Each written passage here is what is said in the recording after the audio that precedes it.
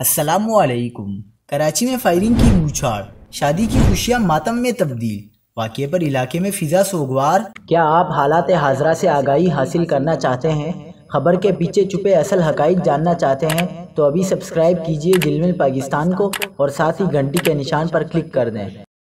آپ کو بتاتے چلیں کہ کراچی میں ایک اور پولیس اہلکار کی ٹارگٹ کلنگ، سرجانی موڑ گرین بس سٹاپ کے قریب نامعلوم ملزمان کی فائرنگ سے پولیس اہلکار جاں بحق ہو گیا۔